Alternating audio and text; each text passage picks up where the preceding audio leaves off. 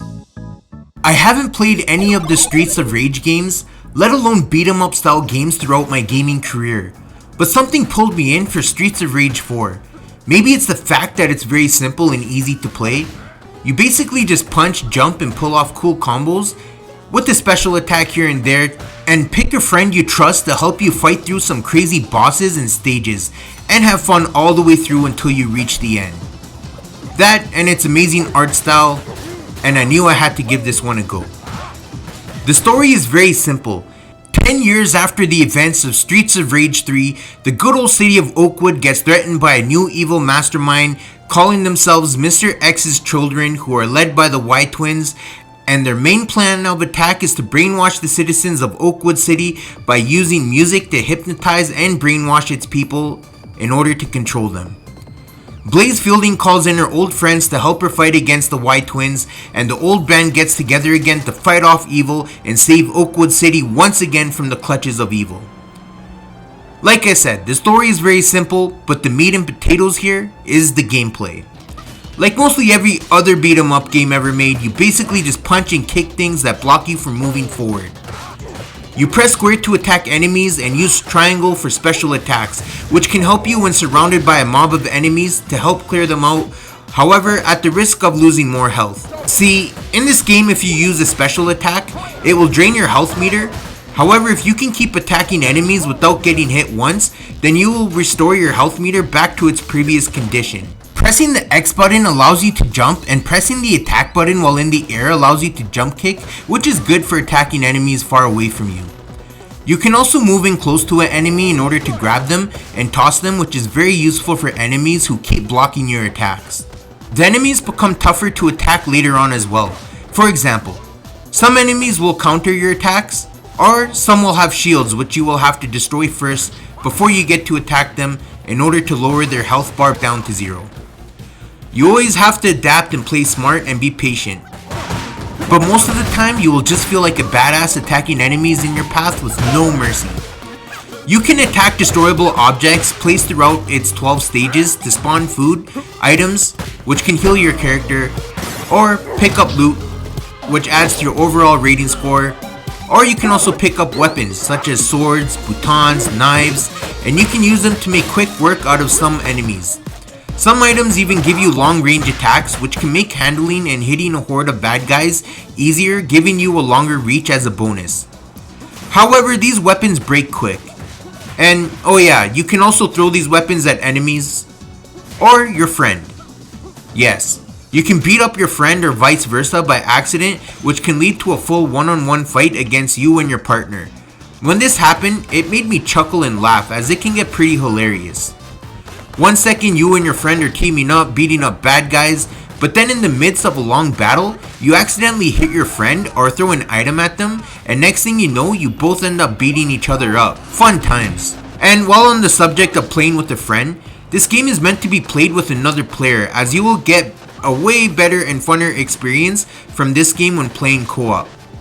You can play online or with a friend. It can be annoying playing online sometimes with the random person though, because if their internet setup connection isn't solid, you will fall victim to lag, and this just annoyed me. But this was just one time out of all the other times, and the online co-op play was solid and a mighty fun good time. At the end of the stage, you will always encounter a boss battle which are very fun to fight against. Some of them have their own special powers and gimmicks which make them very interesting and very fun to fight against. For example, one boss can attack its underlings, thus powering them up and making them invincible, so if you don't clear them out ASAP, then the boss battle will become extremely tough. And by invincible, I don't mean that you can't kill them, it's just that they don't flinch when you attack them, which is super annoying, so be aware of that. There are 12 stages total, and the stages in this game were fun as well, although a bit too simple for my tastes. And sure, sometimes there are stage hazards to avoid, which does freshen up things here and there and adds to the overall challenge, but for the most part, you just walk left to right and beat up bad guys until you reach the end credit scenes. However, that isn't a bad thing, as I really enjoyed the combat in this game. It's simple, but extremely fun and effective.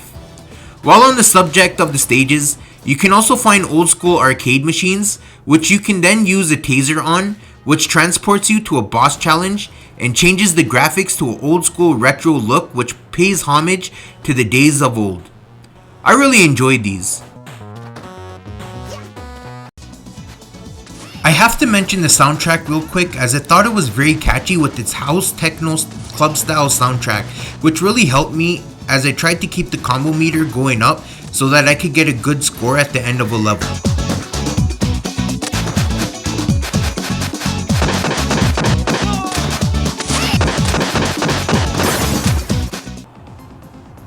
As the story goes on, you unlock extra characters and even an old school version of each of these characters. First up is Alex, who looks and plays very identical to Ryu from Street Fighter. Out of all the characters' special moves, I have to say that Axel's are the best and look the most flashy in my opinion. Next up is my personal favorite, Blaze herself. I loved playing as her the most and I stuck with her for most of my playthrough. I just really enjoyed her moveset as well, and I think her character animations are very solid and she looks really badass. She got swag and style for sure. Next up is Sherry. This character is probably the best choice for most players, as she can run and perform a dash attack on enemies, and she has a wicked guitar she can use as a weapon, as well as her special attacks, which are very useful for crowd control as well. She's very cool. Floyd is a beast.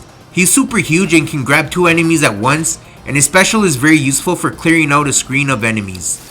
Definitely for people who prefer a more powerful character. Adam is basically just another Axel, but is also cool to play as, and his specials are very handy, especially during boss fights, but I played as him the least compared to all of the other characters.